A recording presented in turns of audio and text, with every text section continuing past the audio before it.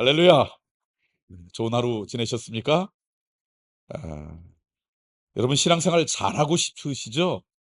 혹시 여러분 가운데 어제나 오늘이나 내일이나 그냥 이 모습, 이 신앙생활 그대로 유지하기를 원하십니까? 어제보다는 오늘이, 오늘보다 내일이 조금 더 믿음 생활 잘하기를 원하십니까? 잘하기를 원하시죠? 신앙생활을 잘하기 위해서는 여러 가지 이 방법들이 있지만 제가 생각할 때 중요한 한 가지는요. 하나님에 대한 오해만 풀어도 우리가 신앙생활 잘할 수 있어요. 많은 경우 우리가 하나님의 기쁨이 되는 자녀로 살아가지 못하도록 방해하는 죄의 세력이, 어둠의 세력이, 성경에서는 사탄과 마귀라 그러죠. 우리에게 가라지를 뿌려 가지고 자꾸 하나님에 대해서 오해하게 만들어요. 그래서 우리가 충분히 누려야 될 은혜, 충분히 누릴 수 있는 하나님의 그 사랑을 누리지 못하게 만드는 것 같아요. 예를 들면 하나님은 우리보다 더 크신 분입니까? 비슷한 분입니까? 못한 분입니까? 훨씬 크신 분이잖아요. 20세기의 가장 위대한 영성가라고 하는 C.S. 루이스라고 하는 분은 그 책에서 자기가 하나님을 믿는 이유를 이야기하면서 이런 이야기를 했어요. 만약에 하나님께서 하시는 모든 일이 내가 이해될 수 있는 일만 하신다 그러면 난 하나님을 믿지 않겠다. 하나님은 우리보다 훨씬 커요, 적어요? 크기 때문에 하나님이 하시는 일을 우리가 이해 다 못할 수 있어요, 없어요? 있죠. 근데 하나님이 만약에 하시는 일이 내가 이해되는 일만 한다면 그게 무슨 하나님이에요. 알라딘 램프에 나온 지니 같은 존재죠. 그러니까 하나님이 우리보다 훨씬 크시다 그러면 우리가 이해하지 못할 일, 우리가 상상하지 못한 일도 하나님이 하세요, 안 하세요? 하세요. 근데 우리는 오해해요. 하나님과 내가 비슷한 존재인 줄. 그러니까 하나님 내가 이해가 되지 못하면 이해가 되지 않아서 못 믿는다고. 이해가 되지 않으니까 납득할 수 없다고. 근데 하나님이 우리보다 훨씬 크시다 그러면 이해할 수 있어요, 없어요? 이해 못하는 일도 얼마든지 있을 수가 있어요. 나는 내가 경험한 게 전부예요. 그래서 이렇게 되면 이 길이 제일 좋은 건 줄 알아요. 근데 하나님이 보시기에 그게 너에게 있는 게 오히려 너희의 인생에 도움이 되지 않아. 그러면 하나님은 우리에게 노라고 응답하실 거예요. 근데 우리는 기도하면서 노는 응답이 아니야. 기도 응답은 늘 뭐야? 내가 원하는 대로 들어주는 것만 응답이라고 생각해요. 그런데 가만히 생각해 봤어요. 때로는 내가 기도한 걸 하나님이 응답해 주시 않은 게 지나고 보니까 훨씬 내 인생에 도움이 되었던 게 있을까요, 없을까요? 많죠. 만약에 제가 기도하는 것을 하나님이 즉각 다 들어주셨다 그러면 제 주변에 벌써 천국 갈 분들 많아요. 하나님은 우리보다 훨씬 우리의 인생을 잘 아시고 사랑하시기 때문에 때로는 노라고 대답하세요. 그게 사랑의 응답일 거예요. 예를 들면 제 둘째 아이가 남자애인데 언젠가 고등학교 2학년쯤 돼 가지고 저한테 찾아와서 이러는 거예요. "아빠, 아빠한테 부탁이 하나 있는데 아빠가 들어줄 거라고 하면 제가 이 얘기하고요. 안 들어준다면 얘기 안 할게요." 이럴 때 괜히 여러분 속으면 안 됩니다. 별로 못 들어줄 얘기를 할 때 그런 거예요. 그래서 제가 "그게 어딨니? 내가 들어보고 가능하면 들어주지만 이게 절대 너에게 도움이 안 된다 그러면은 안 들어줄 수도 있어. 그러니까 얘기해 봐." 그럼. 예, 그러면 얘기 안 할래요. 그리고 가더라고요. "그래라." 조금 있다 다시 왔어요. "진짜 가능하면 주실 거예요?" 그래서 그래 얘기해 봐." 그랬더니 제 아들이 이렇게 얘기하는 거예요. "아빠, 오토바이 좀 하나 사 주세요." 제가 뭐라고 대답했겠어요? 노라고 안 했어요. 내 눈에 흙이 들어가기 전까지는. 여러분, 그러니까 제 아들이 볼 때는 자기의 요구를 제가 노한 거예요. 들어주지 않은 거예요. 그러니까 며칠 동안 뿔나 있더라고요. 근데 제가 제 아들을 사랑하지 않아서 안 들어준 겁니까? 너무 사랑하기 때문에. 차라리 필요하다면 차를 사주지 오토바이는. 그러니까 오늘 우리 아들은 그렇게 오랫동안 저한테 며칠 동안은 씩씩거렸어요. 우리가 그래요. 하나님이 우리보다 훨씬 더 우리를 잘 아시면 때로는 노도 우리의 기도의 응답이세요. 근데 자꾸 오늘 우리는 하나님을 우리하고 비슷한 수준으로 격화시켜. 그래서 하나님이 하시는 일을 내가 이해하지 못하면 잘못됐다고, 나는 믿지 않겠다고 그렇게 이야기해요.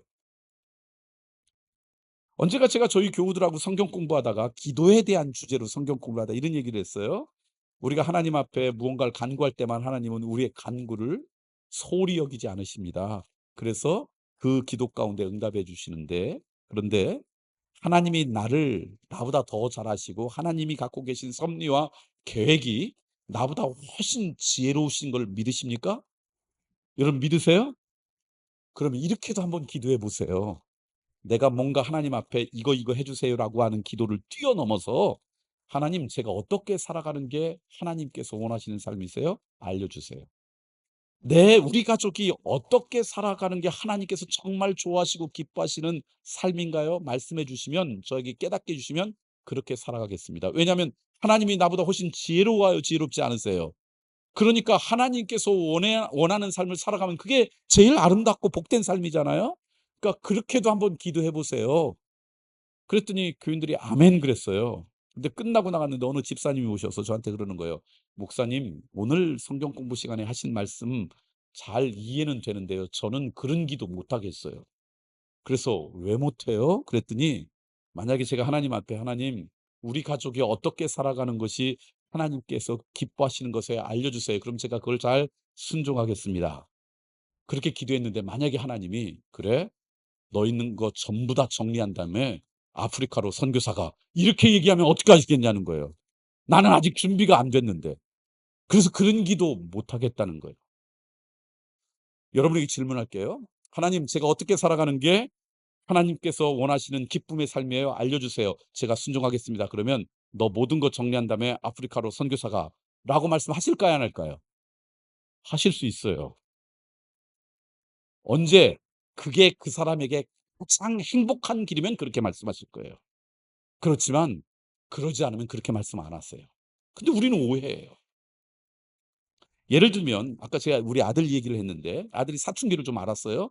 열심히 정말 착하던 애가 어느 날 막 씩씩거리고 문도 쾅 닫고 막 그러더라고요. 근데 만약에 제 아들이 어느 날 저한테 와서 그러는 거예요. "아빠, 내가 사춘기 때 이제 호르몬 때문에 제가 어쩔 수 없어서 잠깐 화를 냈는데 죄송해요. 아빠가 무엇이든지 말씀하세요. 그럼 제가 다 순종할게요. 무엇인지 말씀해 주세요."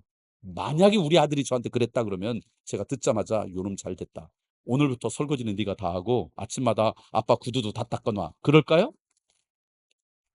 몇몇 부모니까 그러고도 남을 사람처럼 저를 쳐다보는데, 만약에 제 아들이 와서 "아빠, 무슨 말씀이든지 하세요. 제가 다 따르겠어요." 그러면 저는 이렇게 이야기할 것 같아요. 뭘 시키기 전에 "야, 너 요즘 혹시 용돈 부족하니?"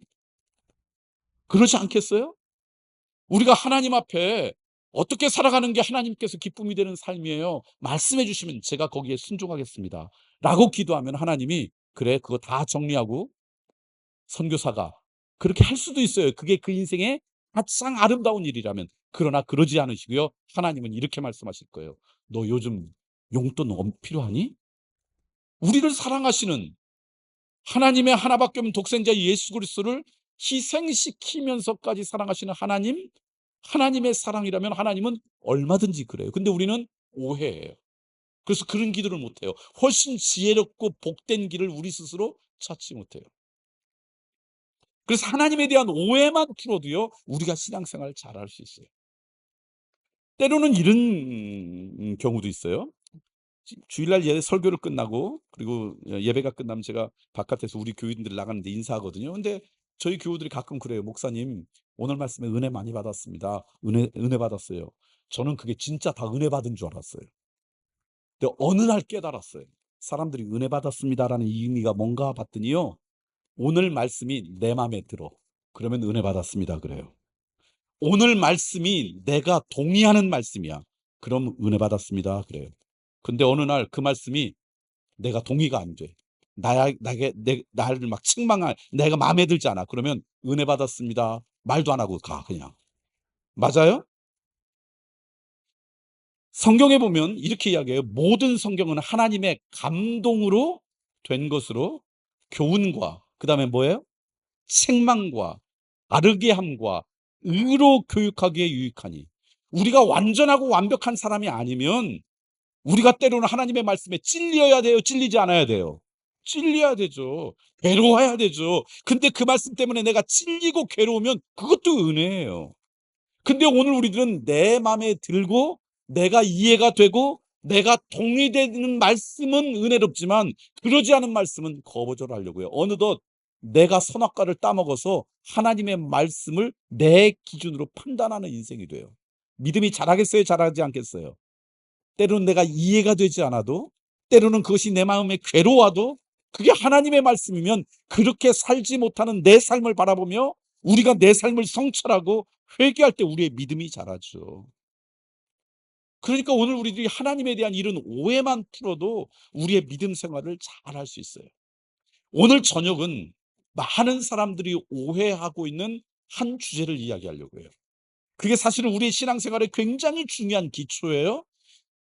그래서 성경 말씀을 잘 깨달으면 그것이 하나님이 우리에게 주신 선물인데, 오늘 우리는 그것을 하나님의 선물로 여기지 않고 부담으로 여겨요. 그래서 인기 없는 말로 전락했어요.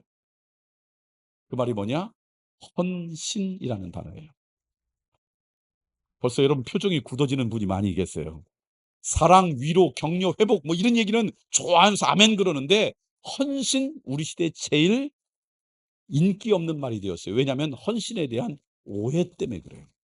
헌신이 뭡니까? 헌자가 무슨 한문으로 무슨 헌자를 써요? 드릴 헌, 몸신자. 몸을 드리는 것이 헌신이에요. 근데 우리의 몸을 아무데나 드리는 게 헌신이 아니고, 성경에서는요, 헌신이 뭐라는 걸 직접적으로 표현한 성경 구절 한 구절이 있는데, 그게 로마서 12장 1절 말씀이에요. 로마서 12장 1절 말씀 한번 읽어볼까요? 로마서 12장 1절 말씀. 자, 함께 읽겠습니다. 시작.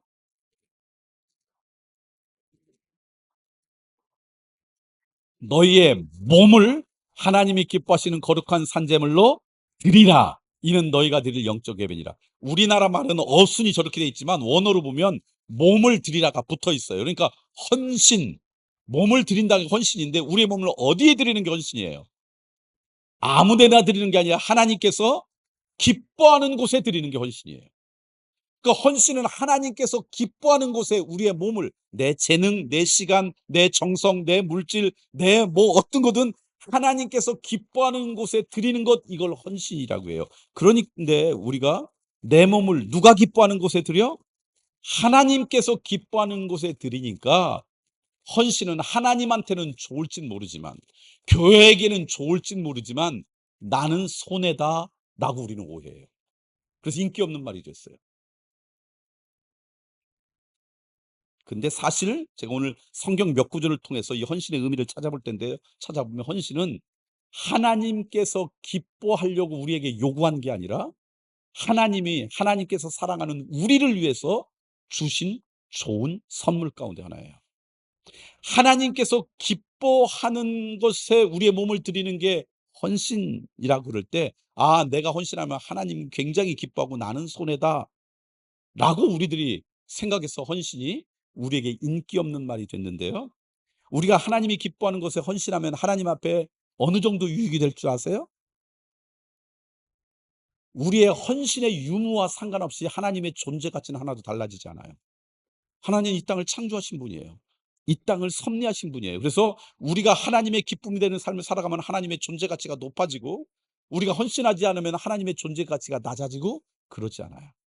쉽게 예를 들면, 여기에 컵에 물이 있는데 이것을 갖다가 한강에 부으면 한강의 수위가 올라갈까요, 안 올라갈까요?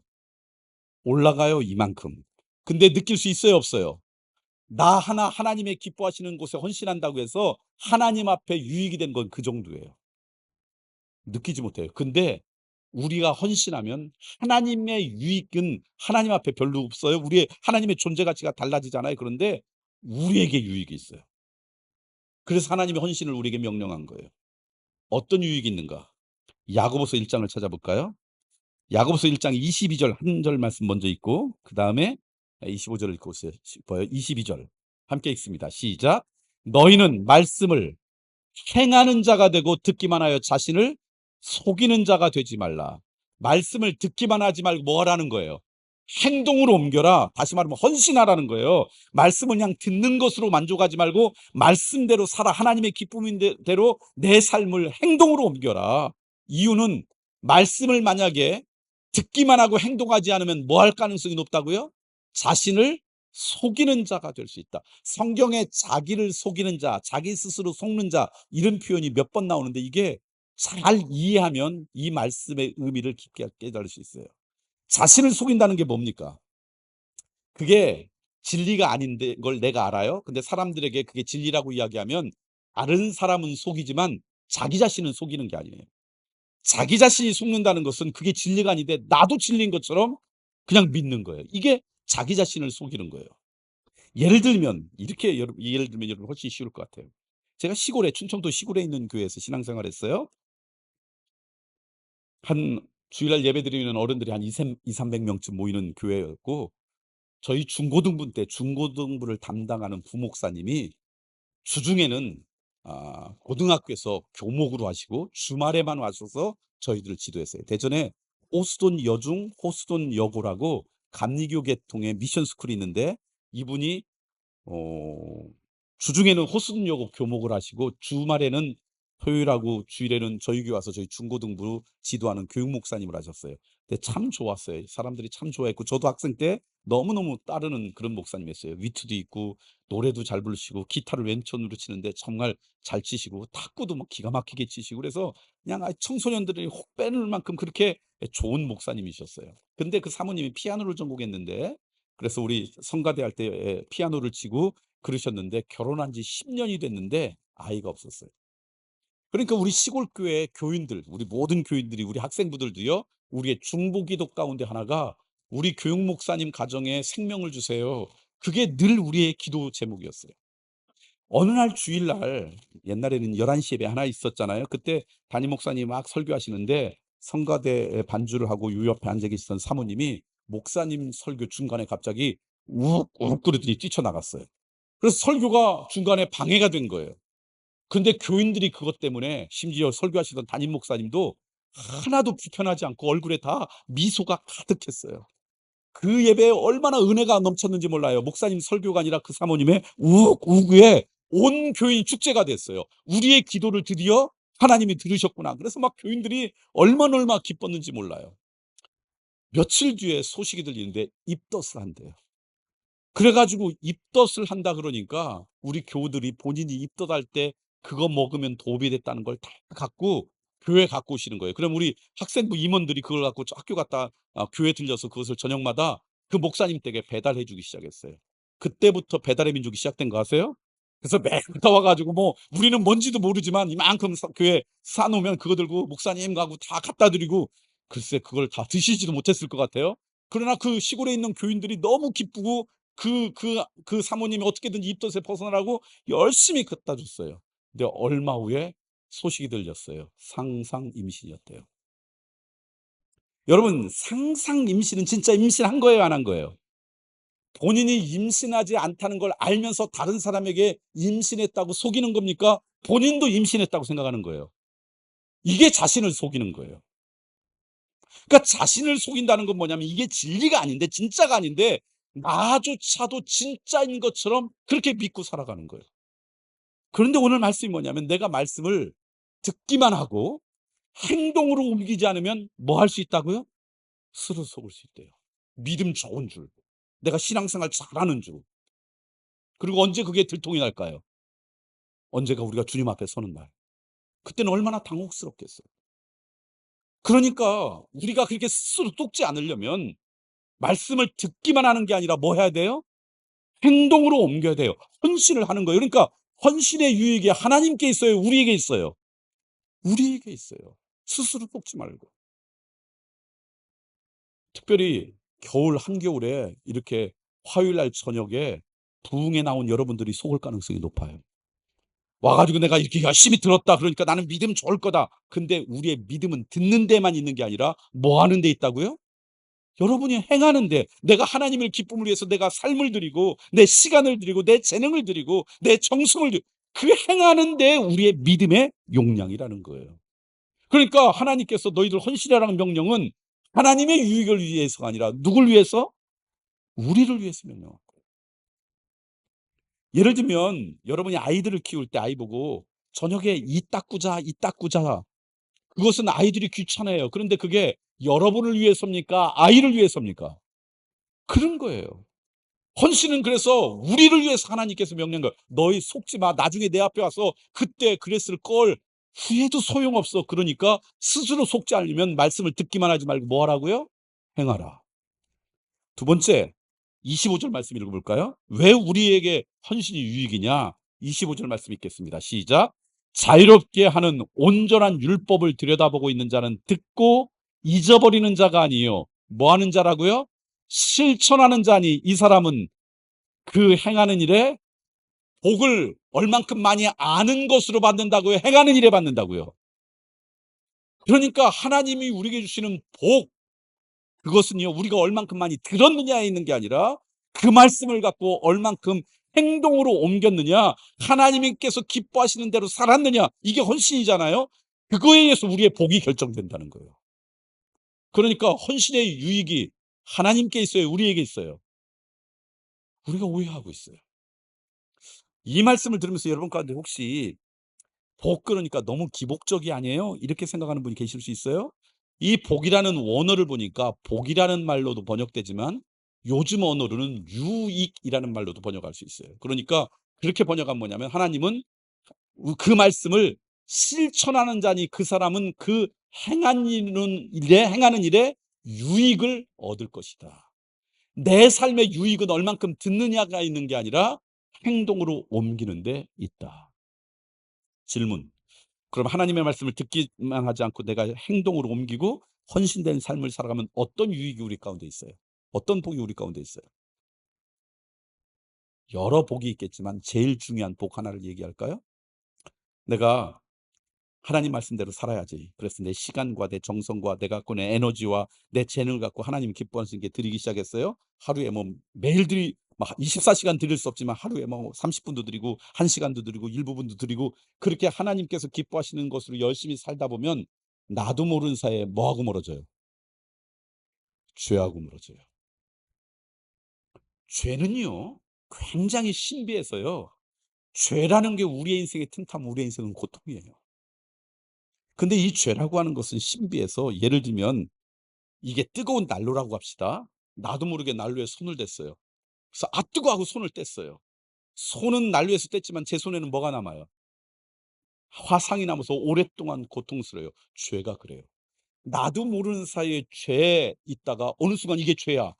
그래서 '아 뜨거워.' 그런 것을 죄로 벗어나기 위해서 하나님 앞에 회개했어요. 요한 1서 1장에 의하면 하나님은 의로우고 미쁘셔서 우리가 하나님 앞에 우리의 죄를 자백하면 하나님이 우리의 죄를 어떻게 하신다고요? 용서해 줄 거예요. 그러나 그 죄 가운데 있었던 이런저런 고통 흔적은요, 오랫동안 우리가 대가를 치러야 돼요. 그래서 죄 짓는 것은 우리의 인생의 고통이에요. 정말 죄로부터 떠나야 돼요. 그런데 내가 죄 짓지 말아야지, 죄 짓지 말아야지, 어떻게든 죄로부터 멀어져야지. 그러면 죄로부터 멀어질까요? 나도 모르게 죄의 늪에 빠질까요? 뭐하고 비슷하냐면 내일 아침에 새벽에 아주 중요한 일이 있어요. 그래서 '오늘 일찍 자야지, 일찍 자야지.' 그러면 잠이 잘 옵니까? 더 안 옵니까? 어둠은 묵상하면 묵상할수록 더 어둠에 깊이 가요. 어둠을 이기는 일은 어둠을 묵상하는 게 아니라 빛 가운데 나오는 거예요. 그래서 죄를 짓잖아요. 이기는 길은 '어떻게 하면 죄 짓지 말지? 어떻게 해야지 죄로부터 멀어지지?' 이러면 나도 모르게 죄에 매이게 돼요. 죄의 늪에 빠져요. 죄를 짓지 않는 길은 그게 아니라 하나님의 기쁨이 되는 삶을 살아가는 거예요. 그러면 적어도 하나님의 기쁨이 되는 삶을 살아가는 동안에는 뭐하고 멀어져요? 그러니까 헌신의 유익이 누구에게 있어요? 우리에게 있는 거예요.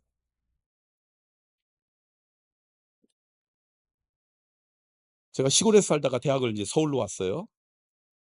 뭐 지금하고 달리 1980년대 초반에만 해도 다 사는 게 쉽지 않았잖아요. 저도 시골교회 목사님이었으니까 아버님이 무슨 여유가 있겠어요. 겨우 학비 이제 대주시면 그러면 그거 갖고 학교 와 가지고 서울에 와 가지고 열심히 뭐 아르바이트라고 하나요? 일도 하고 뭐 이래 가지고 그걸로 갖고 이제 살아가는 거예요. 근데 아무리 열심히 일해도 매일 용돈이 부족하는 거예요. 용돈이 남은 적이 없어. 늘 부족해.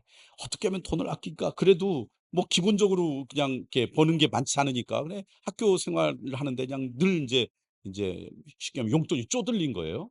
근데 어떤 때 보니까 주머니에 돈이 두둑해. 언젠지 아세요? 중간고사 기간하고 기말고사 기간. 다른 때는 아니고 중간고사 기간하고 기말기사 공 어 고 기간에는 주로 모든 시간을 어디에 있어요? 도서관에서 공부하다 보니까 뭐 할 시간이 없어요. 쓸 시간이 없어. 그러니까 돈이 모아지더라고. 돈을 모으기 위해서, 돈을 아끼기 위해서 아무리 돈을 묵상해도요, 늘 모자랐는데 그냥 도서관에서 공부했더니 돈이 남아들게 되는 거야. 똑같아요. 어떻게 해야지 우리가 죄로부터 벗어나느냐? 죄를 어떻게 하면 이길까? 죄를 묵상하는 게 아니라 빛 가운데 나오는 거예요. 그러니까 하나님께서 기뻐하는 곳에 우리들이 열심히 살아가는 거예요. 그러면 나도 모르게 그 순간만은 죄로부터 멀어져요. 그래서 하나님 앞에 헌신하는 시간이 많으면 많을수록 우리는 뭐로부터 자유로워요?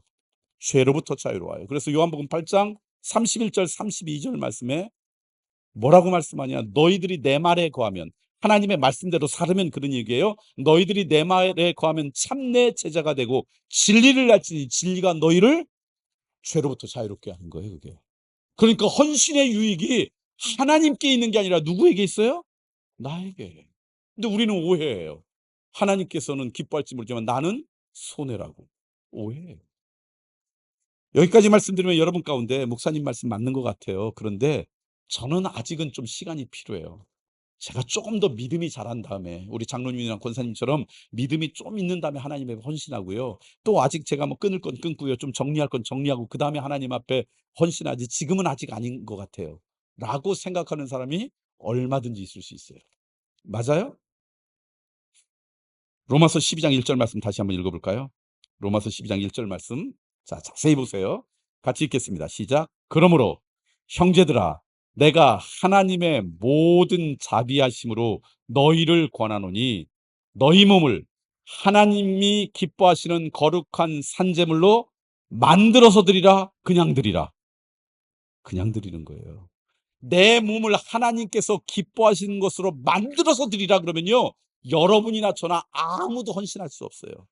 내가 조금 다 정리되고 하나님의 기쁨이 된 삶이 된 다음에 그 다음에 하나님 앞에 헌신해 하겠어요. 이 얘기는요, 평생 안 하겠다 그 얘기예요. 우리는 우리 스스로 온전해질 수 있는 인생이 아니에요. 여전히 흠이 있지만, 흠이 있고 연약한 인생이지만, 그럼에도 불구하고 하나님께서 기뻐하신 곳에 내 삶을 드리면 하나님 앞에 드리는 그 순간이 거룩한 인생이 되는 거예요. 저는 그런 은혜가 우리 모두 가운데 있기를 소망합니다. 그 순간만이 우리 가운데 거룩한 것이고요. 그래서 하나님이 기뻐하시는 곳에 드리는 우리의 시간이 점점점 많아지면 그때 우리들의 인생이 아름답게 변하는 거죠. 내 스스로 완전하게 만들 수 있는 존재가 아니에요. 가끔 옛날에 제가 은혜를 더 깊이 깨닫지 못할 때는 그런 생각할 때가 있었어요. 이렇게 예배드리다 보면 우리 교인이니까 알잖아요. 아니 저분은 5 년이나 신앙생활했는데 아직도 저게 뭐야? 아니 저분은 10 년이나 믿음 생활했는데 30 년이나 했는데 저게 뭐야? 이렇게 생각이 드는 사람이 있었어요. 여러분 그런 사람 은혜가 오니까 이 교회는 아무도 없네요. 아 그런 사람이 있었어요. 근데 어느 날 하나님이 깨닫게 하셨어요. 여러분들 그런 분 있잖아요. 우리 교회도 있어요. 목사님, 아 저분이 집사라 그러는데요. 그냥 아주 개차반이에요. 차라리 교회를 안 나왔으면 좋겠어요. 뭐 이렇게 생각하는 분이 있어요. 근데 어느 날 성경을 통해서 읽다 깨달은 건 뭐냐면요. 이거예요. 그래도 그 사람이 일주일에 한 번 교회 나오니까 그 정도야. 그것마저 안 나왔으면 더 엉망이었을 거야. 맞아요, 안 맞아요? 맞아요. 우리는 완전하고 완벽한 존재가 아니에요. 그래서 교회는 병원이에요. 여러분 병원에 가면 건강한 사람이 있습니까? 아픈 사람이 있습니까? 이 병원에 이렇게 아픈 사람이 많아. 그건 잘못된 건 거예요. 좋은 병원일수록 조금 아픈 사람이 많습니까? 왕창 아픈 사람이 많습니까? 예수님이 그랬어요. 나는 의인을 부르러 온 게 아니라 누굴 부르러 왔다고요? 죄인을 부르러 왔어요. 그래서 죄인들이 모인 곳이 교회예요. 그리고 하나님의 말씀으로 날마다 나아지는 사람, 회복되는 곳, 이게 믿음의 공동체예요. 그러니까 이곳에 있는 사람이 완전하고 완벽한 게 아니라 여전히 어두운 가운데 있지만 하나님께서 기뻐하시는 곳에 내 삶을 드리려고 애를 쓰고, 그래서 이 시간이 점점 많아지면 그 인생이 거룩한 인생이 되는 거예요. 그러니까 헌신의 유익이 누구예요? 나. 저는 그 은혜가 우리 가운데 있길 소망합니다. 자, 그리고요. 또 어떤 유익이 있냐 가만히 봤더니요. 예를 들면 제가 펜이 좋지 않아서 글씨가 잘 안 써져요라고 하면 저는 명필입니까? 악필입니까? 명필은 붓을 가려야 안 가려요? 안 가려요. 어느 목수가 연장이 좋지 않아서 책상을 잘못 만들었어요. 실력 좋은 목수, 별로인 목수. 별로인 목수. 어느 주부가 배추가 안 좋아서 김치가 맛없이 담겨졌어요. 요리 실력이 좋은 주부, 별로인 주부. 뭐 여자분들은 인정 안 해요. "그래도 배추가 좋아야 돼요." 이렇게 이야기해요. 자, 그런데 진짜 실력 있는 사람은 재료와 상관없이 좋은 결과를 나타내요. 맞았죠? 동의하시죠? 예수님은 실력 좋은 분, 별로인 분. 하나님은 실력이 좋은 분이에요, 별로인 분이에요. 그러니까 하나님은요, 재료와 상관없이 좋은 결과를 만들어내세요. 그래서 성경에 보니까 마른 막대기로도 역사하고요, 돌멩이로도 아브라함의 손을 만든다 그랬어요. 그러니까 재료와 상관없이 하나님은 역사할 수 있어요. 자, 그런데 어느 세계적인 요리사가 정말 귀중한 손님이 오늘 자기 식당에 와요. 그러면 재료와 상관없이 좋은 요리를 할 수 있는 전문적인 요리사지만 이 사람이 요리를 하기 위해서 제일 먼저 뭐부터 할까요? 재료를 고를 거예요. 대목수가 불탄 숭례문을 재건하기 위해서 제일 먼저 뭐부터 해요? 목재를 찾는 거죠. 그러니까 하나님은요, 전문가 중에 전문가이셔서 재료와 상관없이 하나님의 역사를 일으키세요. 그런데 하나님께서 이 땅 가운데 하나님의 역사를 일으키시기 위해서 제일 먼저 뭐 하냐? 하나님의 역사의 동역자가 될 사람을 찾아요. 그러니까 그 사람은 하나님과 동행해서 하나님의 역사의 도구가 되는 것은 영광이지요. 여러분, 똑같은 물고기가 저한테 와 가지고 요리되다가 엉망으로 되면 똑같은 물고기라도 그거 하고, 이 똑같은 물고기가 백종원 씨한테 또 가 가지고 좋은 요리가 되면 물고기 입장에서 어떤 물고기가 영광이에요. 그러니까 여러분, 하나님은요, 재료와 상관없이 그 역사를 해요. 근데 혼자 하지 않으시고 동역자를 찾으셔서 우리를 통해서 그 일을 이루신다 그러면 쓰임 받는 오늘 우리는 영광이에요. 이게 헌신이에요. 헌신의 영광, 그래서 오늘 우리 가운데 있는 거예요. 여러분, 어느 날 어느 도자기공이 똑같은 날 똑같은 재료로 그릇 두 개를 만들었어요. 그리고 같은 가게에 팔렸어요. 근데 한 사람은 이것을 사 갖고 가서 집에 있는 패물이라 그러나요? 보석을 거기에 넣었어요. 그 순간 이 그릇은 무슨 그릇이 돼요? 보석 그릇이 돼요. 어떤 사람은 이것을 갖고 가 가지고 잿더리로 사용했어요. 그럼 이게 뭐가 되는 거예요? 같은 재질, 같은 사람에게 만들어졌어도 이 그릇의 가치는 무엇을 위해, 누구를 위해 쓰여지느냐에 달려 있는 것처럼 우리의 인생의 존재 가치는 우리의 소유나 우리의 존재에 있는 것이 아니라 누구에 의해서 무엇을 위해 쓰임에 받느냐에서 우리의 존재 가치가 달라져요. 근데 재료와 상관없이 아름다운 역사를 일으키시는 하나님이 굳이 나를 통해서 하나님의 역사를 이루는 도구로 사용했어요. 왜 몸을 하나님이 기뻐하신 곳에 드릴 때 하나님이 그것을 통해서 하나님의 역사를 이루어요. 그러면 우리의 존재 가치가 높아지는 거예요. 그러니 헌신의 유익이 누구에게 있어요? 나에게. 동의가 되십니까? 동의가 되면 우리 그리스도인들은 아멘이라고 하는 건데. 동의가 되시죠? 그럼 이런 질문이 있을 수 있어요? 언제까지 헌신해야 되나요? 여기 연세 많으신 우리 권사님들, 장로님들 언제까지 해야 되나요? 여기 이런 분이 있는지 모르지만 저희 교회 그런 분이 있어요. 목사님, 제가요 처녀 때요 40일 금식 기도했어요. 40년 동안 그걸 울고 드시는 분이 계세요. 언제까지 우리가 헌신해야 될까? 헌신의 모습은 달라질 수 있어요. 우리의 건강, 우리의 삶에 따라. 근데 기본적으로 우리의 삶이 하나님의 기쁨이 되는 것이 그것이 무엇이든 드린데 언제까지 해야 될까? 성경 한번 읽어볼까요? 빌립보서 3장에 있는 말씀을 읽고 싶어요. 빌립보서 2장 말씀, 2장 13절부터 읽고 싶은데 아니죠. 빌립보서 아까 우리 읽으셨던 말씀이 3장이죠. 3장에 있는 말씀 읽고 싶은데 제가 배경을 이야기할게요. 빌립보서는 옥중서신이에요. 그리고 사도 바울이 인생의 마지막쯤 썼던 성경이에요. 근데 사도 바울이 여러분 아시는 것처럼 평생 하나님의 기쁨이 되는 인생으로 살아갔어요. 정말 헌신을 많이 했어요. 그리고 이제 감옥에 갇혔어요. 인생의 노년에. 그러니까 주변에 있던 사람들이 사도 바울을 향해서 선생님은 지금까지 충분히 잘했어요. 그러니까 더 이상 안 하셔도 돼요. 충분히 지금까지 헌신했어요. 그러니까 가만히 계세요. 아마 그렇게 이야기했던 것 같아요. 그런 이야기를 하니까 그 이야기에 사도 바울이 이야기한 말씀이 이 빌립보서에 있는 말씀이에요. 함께 읽어볼까요? 같이 오늘 본문 말씀입니다. 같이 읽겠습니다. 시작. 내가 이미 얻었다함도 아니요 온전히 이루었다함도 아니라 오직 내가 그리스도 예수께 잡힌 바 된 그것을 잡으려고 달려가노라. 형제들아 나는 아직 내가 잡은 줄로 여기지 아니하고 오직 한 일 즉 뒤에 있는 것은 잊어버리고 앞에 있는 것을 잡으려고 표대를 향하여 그리스도 예수 안에서 하나님이 위에서 부르신 부름의 상을 위하여 달려가노라. 12절 말씀 읽어볼래요? 12절 말씀 보니까 이래요. 내가 이미 얻었다고요? 얻지 못했다고요?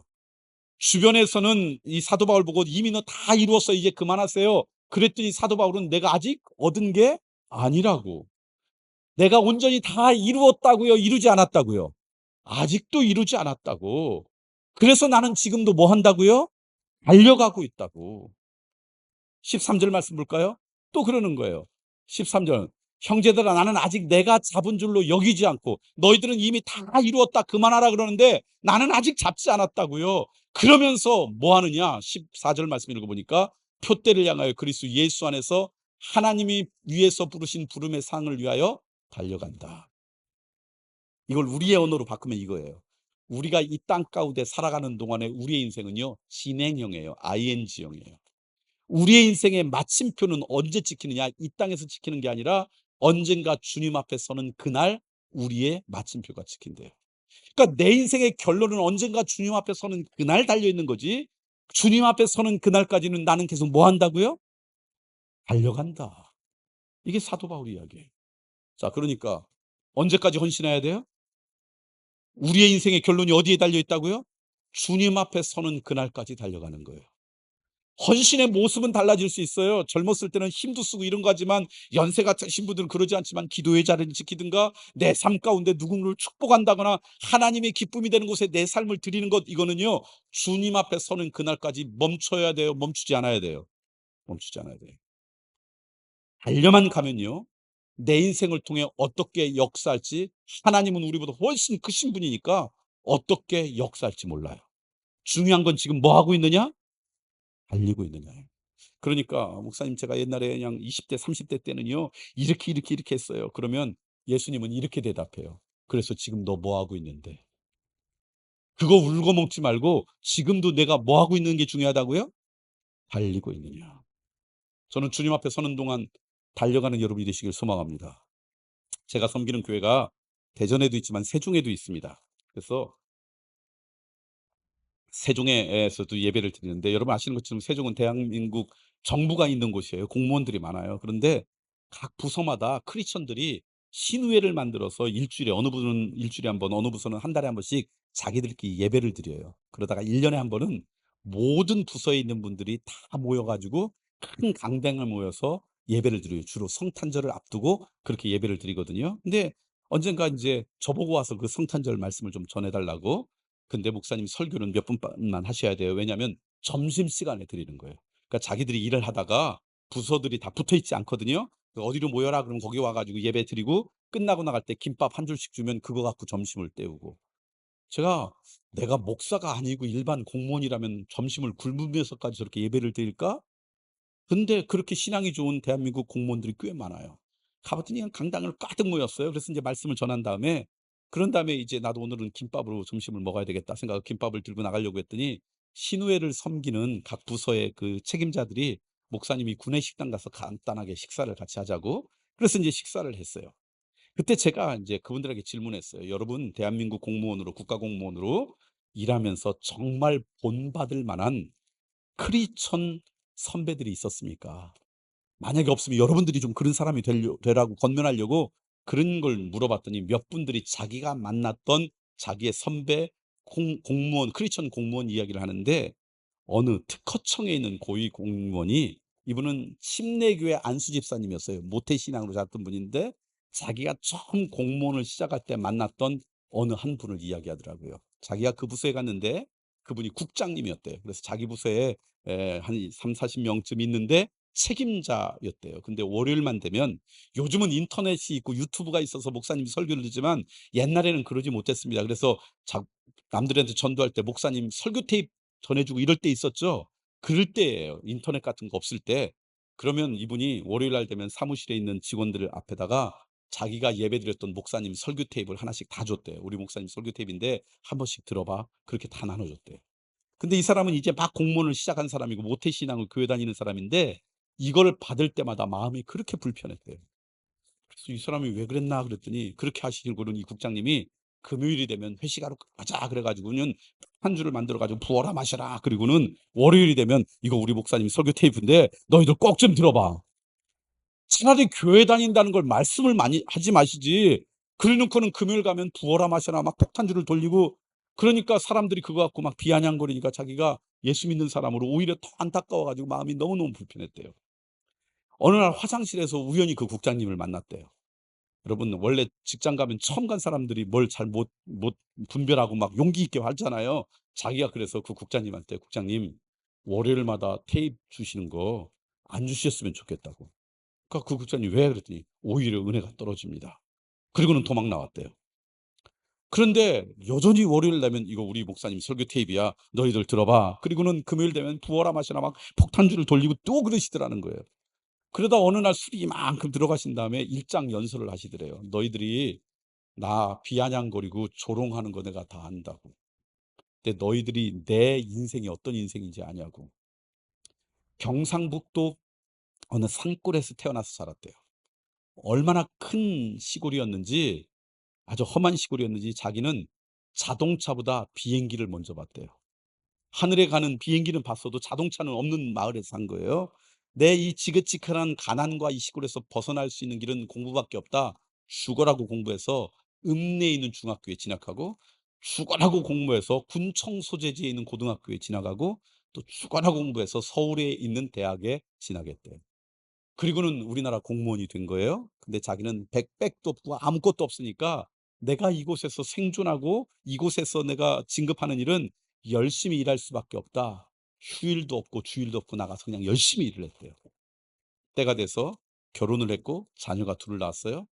근데 그 아내와 아이들은 남편 부재, 아버지 부재예요. 왜냐하면 주일도 늘 출근하고 공휴일을 하니까 그렇게 잘하는 거죠.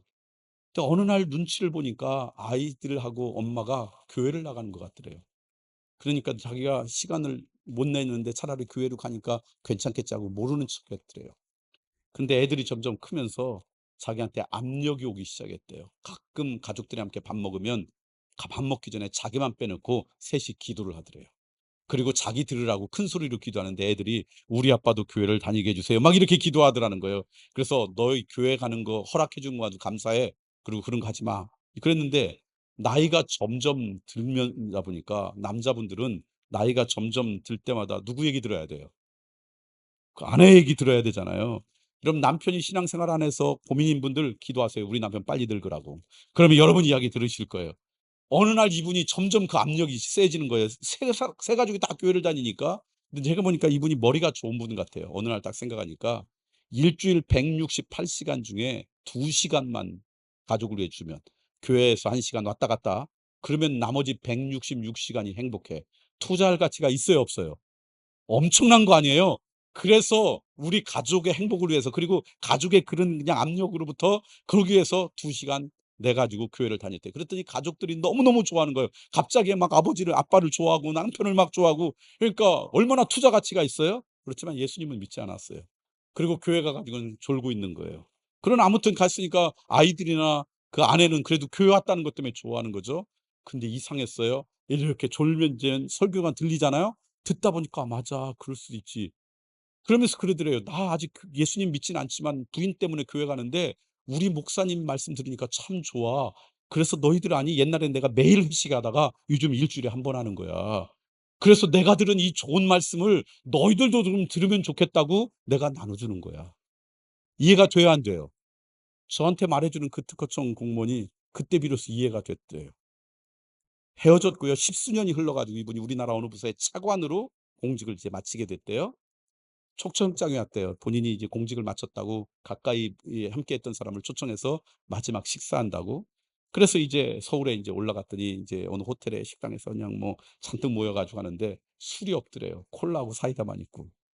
그리고는 인제 모시다가 어느 분한테 물었대요. "차관님, 은퇴한 다음에 어떻게 지낼 생각이세요?" 그랬더니 이분이 "그래 말이에요. 내가 은퇴한 다음에 뭐 할까?" 그러다가 '남들보다 쪼금이라도 잘하는 거 있으면 이거 해야 되겠다.' 그게 뭘까 했더니 대한민국 정부에서 자기를 미국으로 유학 보내 줘 가지고 영어를 쪼금 한대요. 그래서 "우리 아내하고 이 영어를 갖고 어떻게 할까?" 그러다가 다음 달 아프리카에 평신도 전문인 선교사로 가기로 했다고.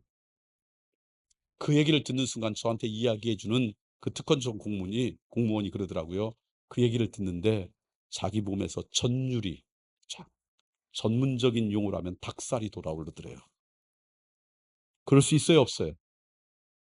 맨날 폭탄주를 돌려서 니들 마시라고 그러고 이거 목사님 설교 테이프에 이러던 분이 십몇 년 지나니까 어느 순간 그런 인생으로. 그럴 수 있어요, 없어요? 뭐만 하면, 달리기만 하면. 우리 인생의 마지막 결론은 주님 앞에 서는 그날이라고 여기고, 내 삶 가운데 최선을 다해서 그것이 무엇이든 간에 하나님의 기쁨이 되는 일로 그냥 열심히 살다 보면 우리의 인생을 하나님께서 어떻게 인도하실지, 그것을 통해서 어떤 역사를 이루실지 우리가 알 수 있어요, 몰라요? 몰라요. 하나님은 훨씬 위대하신 분이에요. 문제는 우리가 뭐 하고 있느냐가 중요해요? 달리고 있느냐가 중요해요. 저는 여러분들이 계속해서 달리는 인생이 되길 소망합니다. 그런데 계속해서 달리려면요, 우리에게 중요한 믿음 하나가 있어야 돼요. 그게 뭐냐? 고린도전서에 있는 말씀이에요. 고린도전서 15장 말씀인데요.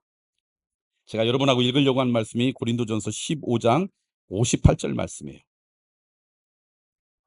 혹시 성경책 읽는 분들은 성경책을 보면요, 우리나라 성경책은 문단으로 나눠져 있어요. 그래서 제목이 있고 문단이 있어요. 그래서 여러분들이 성경을 제대로 이해하려면 문단별로 읽는 게 중요해요. 이 고린도전서 15장의 이 마지막에 문단은 35절부터 시작해요. 그리고 그 문단의 제목이 몸의 부활이에요. 그러니까 35절부터 우리가 읽으려고 하는 58절은 이 땅에서의 모습이 아니라 언젠가 하나님 나라에 갔을 때 그때의 모습을 이야기해요. 자, 58절 말씀 읽어볼까요? 이런저런 이야기가 나오고, 그러므로는 결론이에요. 그러니까 이 말씀을 잘 하려면 35절부터 알아야 하는데, 이게 이 땅의 모습이 아니라 언젠가 주님 앞에 서는 그날 이야기를 하는 거예요. 자, 함께 읽겠습니다. 시작. 그러므로 내 사랑하는 형제들아, 견실하며 흔들리지 말고 항상 주의 일에 더욱 힘쓰는 자들이 되라. 이는 너희 수고가 주 안에서 헛되지 않은 줄 알미라. 보세요. 너희들이 흔들리지 말고라고 예수님께서 말씀하신 거 보니까 열심히 주님 앞에 서는 날까지 달려가야 되는데 중간에 흔들릴 가능성이 많다라는 걸 예수님이 이미 아셨어요.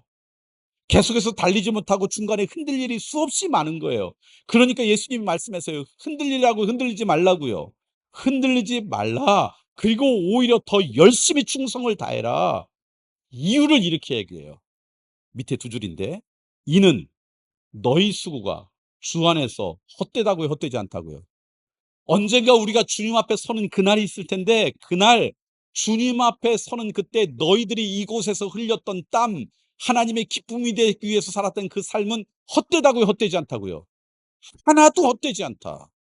이 믿음이 우리 가운데 있으면요, 중간에 잠깐은 흔들려요. 그런데 계속 달릴 수 있어요. 이 종말론적 신앙이라 그러는데 이게 우리 가운데 너무 중요해요. 제가 목회하면서 보니까 사람들이 계속해서 달리지 못하는 이유 보니까 두 가지가 없으면 흔들려요. 못 달려요. 첫 번째는요, 하나님의 기쁨이 되는 곳에 내가 삶을 헌신해요. 근데 그렇게 헌신하다 보는데 내가 그렇게 헌신한 거에 열매가 내 눈에 보이면 계속해서 달려요. 근데 내가 아무리 헌신해도 열매가 내 눈에 보이지 않으면 이거 아닌가 봐요. 그리고 그때 흔들려요. 그때 기억하세요. 지금 내 눈에 열매가 다 보이지 않아도 언젠가 우리가 주님 앞에 서는 그날 우리의 수고가 헛되다고 헛되지 않다고요. 주님이 다 기억하실 거래요. 그리고 생각해 보니까요, 내가 헌신하는 열매를 다 내 눈으로 보고 싶다라는 건 우리의 소망이지, 우리가 헌신한 열매를 우리가 다 볼 수 있어요, 없어요? 없어요. 예를 들면 이 집을 지을 때 기초를 했던 사람이 이 건물을 못 봤을 거예요. 자기가 맡은 기초만 한 거예요. 상물만 다른 거예요. 근데 그거 했지만 그것들이 모아져서 이 집을 이루는 거잖아요. 이 집을 마지막 완성한 사람은 이걸 봤지만 이 밑에 기초를 하거나 창문을 단 사람은 못 봤을 거예요. 우리의 헌신을 우리가 다 보면 좋겠지만 못 볼 수가 굉장히 많아요. 오히려 그것이 훨씬 많아요. 예를 들어 볼까요? 교회를 안 다니는 분이 계셨어요. 누구라고 할까요? 철수 엄마라고 합시다. 초등학교 3학년 남자의 엄마예요. 근데 교회를 안 다녔어요. 교회 갈 생각도 없었어요. 어느 날 미장원에 가가지고 이제 미자를 파마하려고 있고, 그 다음에 이제 잡지를 읽는데 중간에 뭐가 하나 뚝 떨어지는 거예요. 그래서 이게 뭔가 하고 봤더니 생명의 소리가 가득한 교회 그리고 뭐 이게 써 있는 거예요. 전도지였어요. 그러니까 '무슨 교회 이름이 독특하네.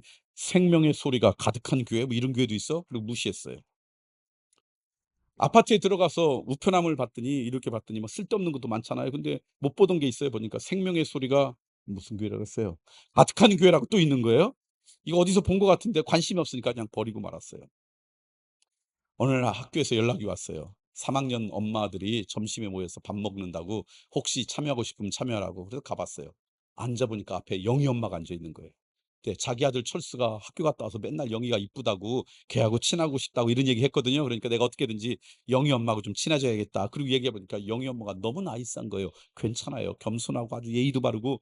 그래서 '야 이 사람 참 좋다.' 얘기하다 보니까 영희 엄마가 밥 먹기 전에 기도를 하는 거예요. 그래서 물어봤어요. "아 영희 엄마 교회 다니세요?" 그래서 "아 예 교회 다녀요." "어떤 교회 다니는세요?" "아 저요? 생명의 소리가 가득한 교회요." 그래서 어디서 들어봤는데 그러면 또 영희 엄마가 물어봐요. "철수 엄마는 교회 안 다니세요?" "예 아직 안 다녀요. 우리 시어머니가 절이라서." 그리고 그냥 그랬어요. 이 철수 엄마가 아파트 이 앞에 있는 아파트 이름이 뭐예요? 아무튼 그 아파트 703 호에 사는데 어느 날 띵동띵동을 해서 보니까 밑에 603호 아줌마가 서서 누르는 거예요. 드디어 그날이 왔구나.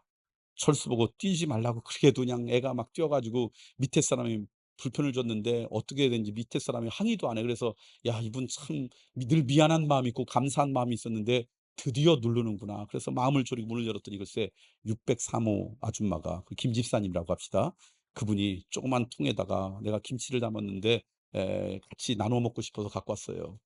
그냥 너무 감사했어요. 더 얘기하다가 혹시 뛰는 얘기할까 봐 빨리 문을 닫아서 "감사합니다." 문을 닫았어요. 그리고는 이것을 돌려줄 때 '내가 좀 뭘 정말 귀한 것을 넣어서 이 원수를 빨리 갚아야 되겠다.' 이제 그런 마음으로 했는데 여자분도 아시잖아요. 그러다 보면 더 늦게 돌려주는 거. 돌려주는 걸 잊었어요. 아파트 앞에서 만났어요. "아우 제가 그릇을 못 돌려줘서 정말 죄송해요." 그랬더니 "괜찮아요. 가지셔도 돼요." 그러더니 이 603호 김 집사님이 그러는 거예요. "근데 철수 엄마 혹시 교회 다니세요?" 그래서 "아니요. 안 다녀요." "근데 603호 아줌마는 교회 다니세요?" "예." "어느 교회요?" 생명의 소리가. 그랬더니 그제서야 그 교회가 그냥 귀에 들어오는 거예요. 그러면서 그분이 그러는 거예요. "이번 주에 혹시 우리 한번 교회 와 보실래요?" 그러니까 그동안 미안하기도 하고 '에이 그거 한 번으로 갔다 오는 걸로 퉁치자.' 그래서 "예 갈게요." 그리고는 오기 싫지만 예의 그걸 하려고 교회에 와 봤더니 내가 생각했던 교회가 아니야. 그래서 교회 다니기로 마음을 먹고 등록했어요. 자 그러면 이 철수 엄마는 누가 등록했다고 여러분이 다 알아요. 누가 전도했다고 알아요. 누가 전도했어요. 603호 김 집사님이. 603호 김 집사님만 전도했어요? 전도대원 미장원에 가 가지고 거기다가 전도지를 꺾었던 분 기여했어요 안 했어요? 경비원 아저씨의 압박과 서름을 뚫고 거기에 집어넣었던 전도대원 기여했어요 안 했어요? 그분들은 자기의 눈으로 열매를 봐요 안 봐요? 안 봐요. 그런데 오늘 말씀이 그거예요. 언젠가 주님 앞에 서는 날 내 수고가 헛되다고요, 헛되지 않다고요? 헛되지 않을 거래요. 이 믿음이 있으면 내 눈에 열매가 비록 보이지 않아도 열매가 보이면 하나님의 은혜고 감사합니다 그러지만 아무도 알아주지 않아요. 내 눈에 열매가 보이지 않아요. 그래도 우리는 흔들리지 않고 계속 달려갈 수 있어요. 저는 이 믿음이 여러분 가운데 있길 소망합니다. 언젠가 주님 앞에 서는 날 우리의 수고가 헛되다고요, 헛되지 않다고요? 헛되지 않다. 어떤 사람들이 제일 이렇게 막 중간에 흔들리는가 봤더니 첫 번째는 내 눈에 열매가 보이지 않을 때 이거보다 더 자주 흔들리는 사람 보니까 사람들이 박수 쳐주지 않을 때 인정해 주지 않을 때 우리는 흔들려요. 누군가가 "와 집사님, 아우 권사님, 장로님 너무 훌륭해요." 막 박수 쳐주고 인정해 주면 그냥 그 힘으로 열심히 헌신을 해요. 근데 아무도 박수 쳐주지 않아. 그러면 이게 아닌가벼. 그리고는 그냥 흔들리는 거예요. 근데 여러분 박수 쳐주고 인정해 줄 때 누가 박수 쳐주면 제일 힘이 나요? 여러분 교회에서 누가 인정해 주고 박수 주면 제일 힘이 나요? 그 목사님이. 그러면 그냥 웬만해도 달리겠는데 아무도 관심 갖지 않아. 그러면 흔들릴 수 있어요. 그때 기억하세요. 사람이 나를 인정해 주지 않을지 모르지만 주님 앞에 서는 날 우리의 수고가 헛되다고요, 헛되지 않다고요? 예를 들면 이런 거예요. 겨울에 이 교회도 김장회 하세요? 예 그래요. 아이고 김장에 참여한 사람들은 크게 "예." 그러고 그러시는데 목사님이 이제 광고를 했어요. "이번 주 월요일, 화요일 이틀 동안 김장할 겁니다. 그러니까 여러분 오셔서 함께 김장해서 우리 교우들도 먹고 주변에 어려운 사람 있으면 좀씩 나눠 주고 합시다." 그래 가지고 이제 월요일 날 와 가지고 인제 월요일 날이 원래 힘들잖아요. 배추도 다듬고 절이고 뭐 하고 이런 날이 일이 많잖아요. 둘째 날 막 집어넣을 때는 뽀대는 놔도 힘든 건 별로 없잖아요 원래. 그래 와 가지고 인제 배추하고 이런 걸 다듬으려고 봤는데 보니까 연세 드신 권사님들만 오신 거야. 젊은 집사님들은 그냥 하나도 안 왔어요. 그러니까 이 권사님들이 다투면서 "요즘 젊은 것들은 헌신도 안 하고 막 이래." 막 이런 거예요. 막 축복을 하면서 배추나 무를 담아야지 이게 김치가 맛있게 절여질 텐데 막 그런 얘기 들으니까 배추하고 막 이 무가 막 왜곡되어 가지고 잘 절여지지도 않고 막 그러는 거예요. 그냥 투덜투덜거리면서 그러고는 끝나고 집에 갔어요. 허리도 아프고 아침에 일어났는데 온통 허리가 아파. 그래서 안 갈까 하다가 그래도 교회에 김장해 가지고 교우들이 기뻐할 텐데 '에이 가야지.' 그리고 권사님들이 인제 그다음 날 와서 속을 집어넣으려고 하는 거 하려고 하는데 글쎄 젊은 집사님들이 그냥 잔뜩 온 거예요. 아우 권사님들 죄송해요. 어제는 우리 애들 학교에서 일이 있어서 못 왔어요. 그러니까 죄송해요. 어제 수고하셨으니까요. 권사님들은 여기 그냥 앉아 계세요. 그리고는 갔다 오더니 커피를 뽑아 와 가지고 주시면서 "이거 드시고 계세요." 그랬더니 권사님이 앉아 가지고 어제 얘기했던 걸 회개하는 거예요. "아이고 우리가 잘못했어. 이런 좋은 분인데." 회개하면서 이제 커피를 마시고 한 20 분쯤 지나고 이 여자 집사님들이 인제 막 일하는데 그때 목사님이 딱 내려오신 거예요. 그리고는 커피 드시는 권사님들한테 "아우 커피 맛있어요." 그리고 이제 20 분밖에 일하는 집사님들한테 어우 수고가 많다고. 그럴 수 있어요, 없어요? 그렇다고 한을 두고 대답하시면 돼요? 그런 일이 비일비재해요. 비일비재해요. 사람들이 박수 쳐 주고 인정해 주면 우리가 열심히 뛰지만 내가 그렇게 헌신했는데 아무도 못 알아줄 때 굉장히 많아요. 근데 그때 이 믿음이 있으면 사람들이 알아주지 못하고 인정하지 않을지 모르지만 언젠가 내가 주님 앞에 서는 날 내 수고가 헛되다고 헛되지 않다고요. 그 믿음이 있으면요. 잠깐은 흔들리지만 우리는 계속 달릴 수 있어요. 그리고 계속 달리면 우리의 삶을 통해 어떻게 하나님께서 역사하실지 우리는 몰라요. 우리의 기대보다 훨씬 아름답게 역사하실 거고요. 그리고 그렇게 헌신할 때 그 유익이 하나님께 있는 게 아니라 누구에게 있어요? 나에게 있어요. 이제 말씀을 정리하고 싶어요. 하나님에 대한 오해만 풀어도 우리 믿음 생활 잘해요. 우리 시대에 우리가 가장 속는 오해는 뭐냐면 헌신, 부담스러운 단어, 인기 없는 단어처럼. 헌신 그러면 우리는 손해고요. 하나님은 교회는 유익인 것처럼. 그런데 오늘 말씀 보니까 헌신의 가장 큰 유익은 하나님이 아니라 누구라고요? 나. 그래서 헌신은 하나님이 우리를 사랑하셔서 우리에게 주신 선물과 같은 거예요. 사단에 속지 마세요. 세상의 문화와 시대 정신에 속지 마세요. 헌신은 나를 위한 하나님의 아름다운 선물이에요. 주님이 부르시는 그날까지 계속해서 달려나가는 믿음이 여러분 가운데 있길 소망합니다. 내 눈에 열매가 보이지 않아도 사람들이 알아주지 않아도 언젠가 주님 앞에 서는 그날 내 수고가 하나도 헛되지 않을 거라는 이 말씀을 의지해서 달려가면 언젠가 주님 앞에 서는 날 후회하지 않는 인생 될 거예요. 그런 은혜가 두드림 교회 안에 충만하기를 소망합니다. 기도하겠습니다. 감사합니다. 하나님. 참 우리 시대에 인기 없는 말, 부담스러운 말이 되었습니다.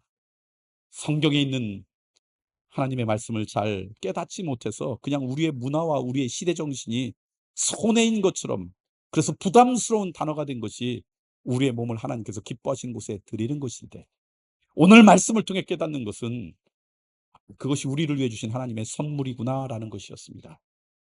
하나님을 우리와 비슷한 수준으로 격하고 하나님을 오해하지 않는 인생 되게 하시고, 하나님이 주신 말씀을 말씀으로 받아들이는 인생들 되게 해 주시사 오늘 우리를 통해 주님 앞에 서는 그날 이 착하고 충성된 종아 칭찬받고 그리고 하나님의 축복 가운데 거하는 하나님의 백성들 되게 해 주시옵소서.